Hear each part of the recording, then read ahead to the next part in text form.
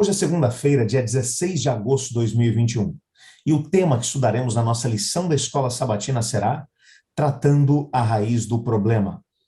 O texto que serve como base para o nosso estudo é Marcos capítulo 2, verso 5, que diz: Vendo-lhes a fé, Jesus disse ao paralítico: Filho, os teus pecados estão perdoados.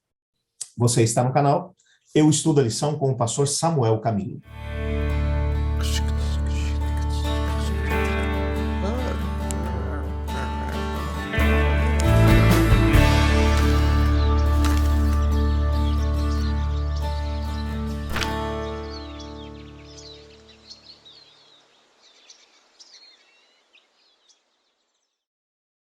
A história da cura do paralítico em Marcos capítulo 2, versos 1 a 12, responde a alguns dos nossos questionamentos mais profundos sobre cura milagrosa e nos ensina algumas percepções muito valiosas a respeito do nosso crescimento em Cristo.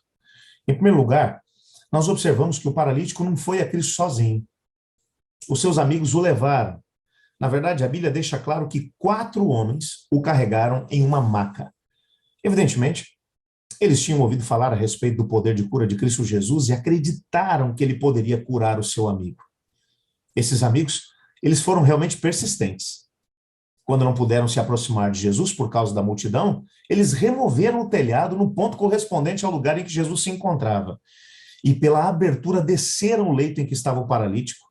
E, vendo-lhes a fé, Jesus disse ao paralítico: Filho, os seus pecados estão perdoados. Existem profundas lições espirituais nessas palavras. Os amigos desse homem estavam, na verdade, muito preocupados com ele. Estavam tão determinados a ajudá-lo que o desceram do telhado, mas só para poder lembrar que antes dele poder descer para dentro da casa, os amigos tiveram que subir o telhado com ele. Você já imaginou o que é você subir um telhado carregando um indivíduo numa maca? Abriram um buraco no telhado e ainda colocaram o indivíduo na presença de Jesus. No Novo Testamento existem aproximadamente 30 relatos de milagres e curas de Jesus. Em 2 terços dessas histórias, alguém traz uma pessoa para Jesus. Muitas vezes a cura física, mental, emocional ou espiritual ocorre na vida de alguém porque o outro se preocupou em entender as necessidades daquela pessoa e, ao mesmo tempo, poder levá-la ao único que tinha o poder para resolver, ou seja, para Cristo Jesus. Você notou essas palavras de Marcos capítulo 2, verso 5, onde Jesus diz, que foi o texto que nós lemos hoje: Vendo-lhes a fé, Jesus disse ao paralítico: Filho, os teus pecados estão perdoados. Isso é fascinante. A fé é algo que você não vê. Não é algo que você possa pegar, tocar, sentir a textura. É sempre revelada na ação. Nesse caso, Jesus honrou a fé dos 4 amigos. É claro que o próprio homem deve ter tido um pouco de fé ao expressar a disposição de que os seus amigos o levassem, porque se ele não quisesse ter ido, ele poderia ter simplesmente ter se negado, de vocês não vão me levar para lá. Podemos até ser agentes de cura ao levar Jesus Cristo a outras pessoas ou levar outras pessoas até Jesus. Mas uma coisa é fato: o livre-arbítrio, a liberdade de escolha das pessoas sempre terá que ser levada em consideração. Um outro ponto significativo na história é que Jesus teve tempo para esse homem. Ele não considerou a sua presença uma interrupção, só lembrando que Jesus estava ensinando as pessoas. Ele estava no meio de um sermão. Nunca existe um momento em que Jesus está ocupado demais para poder atender às nossas necessidades. Isso é fantástico. Ao olhar para aquele pobre e sofredor indivíduo, Jesus imediatamente reconheceu algumas questões que eram mais profundas do que a maior parte das pessoas eram capazes de ver. Ele sabia que as necessidades mais urgentes daquele homem era a necessidade de cura espiritual. E nesse caso, o homem trouxe doença para si mesmo por causa do seu próprio estilo de vida pecaminoso.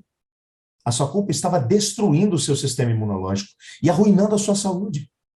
Isso também acontece com muitos cujo corpo sofre com o peso da culpa. Nesses quase 20 anos de ministério, eu confesso a você que tenho encontrado muita gente assim.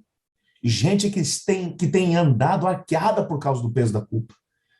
E as situações de doenças psicossomáticas acabam afligindo as pessoas quando a mente culpada faz com que o corpo adoeça.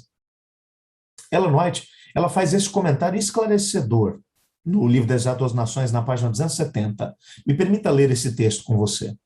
O paralítico encontrou em Cristo cura tanto para o corpo quanto para a alma. A cura espiritual foi seguida de restauração física. Essa lição não deve ser desconsiderada. Existem hoje milhares de vítimas de sofrimento físico, as quais, como paralítico, estão ansiosas pela mensagem: os teus pecados estão perdoados.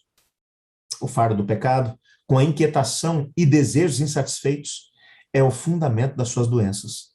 Não conseguem encontrar alívio enquanto não vão até o grande médico. A paz que só Ele, só Deus pode dar, transmite vigor à mente e saúde ao corpo. Que texto fantástico! Ellen White realmente sabia daquilo que estava falando. E o que nós podemos nos lembrar aqui dessa história ainda é que Jesus sabia que, a menos que ele lidasse com a causa fundamental da doença, em vez de curar apenas o corpo do paralítico, o homem logo estaria doente de novo, porque o problema dele estava aqui, era na mente. Quando nós olhamos para Jesus Cristo e vemos como ele lidou com aquele homem, ele tirou daquele indivíduo o desgosto, a ansiedade, o descontentamento, o remorso, a culpa, a desconfiança, e todos tendem a consumir as forças vitais do ser humano e, ao mesmo tempo, convidar a decadência e, ao mesmo tempo, a morte. Essas são palavras de Ellen White. Eu repito aqui o texto dela. Desgosto, ansiedade, descontentamento, remorso, culpa, desconfiança, todos tendem a consumir as forças vitais e a convidar a decadência e a morte. É exatamente por isso que Jesus Cristo não foi diretamente para poder curar o corpo daquele indivíduo. Ele foi curar a mente do indivíduo. Biblicamente, a cura, ela sempre inclui a pessoa inteira e envolve a restauração da pessoa à imagem de Deus. O pecado destrói. E isso afeta a pessoa inteira, em todas as dimensões da vida, no aspecto físico, mental, espiritual. E Jesus curou o paralítico de dentro para fora. A cura interna preparou o caminho para a cura externa. Ele havia trazido doença sobre si mesmo. E se Cristo tivesse curado apenas o seu corpo, é provável que tivesse voltado à vida de pecado. Evidentemente, ele deve ter sentido a convicção do pecado e, ao mesmo tempo, o desejo de ir a Cristo Jesus por algum tempo. O Espírito Santo estava atraindo a um Salvador.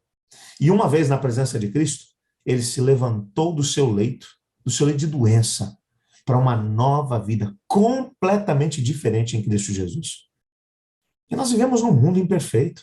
Portanto, as doenças e as enfermidades, elas são comuns. A causa básica de todas as doenças é o pecado. Isso não significa que todos os que ficam doentes pecaram e agora estão sofrendo as consequências dos seus pecados.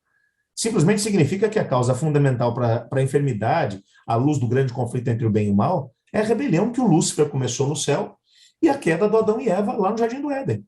Em outras palavras, Jesus é o restaurador da saúde e Satanás é o destruidor da saúde. A questão da doença, ela é realmente complexa.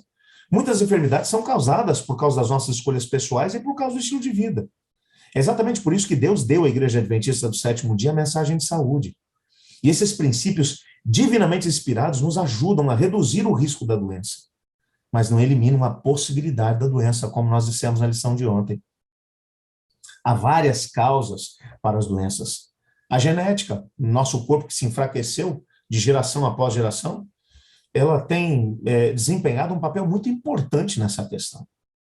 Às vezes, as escolhas que outros fizeram afetam também a nossa saúde. Acidentes, por exemplo, são coisas que não se pode controlar.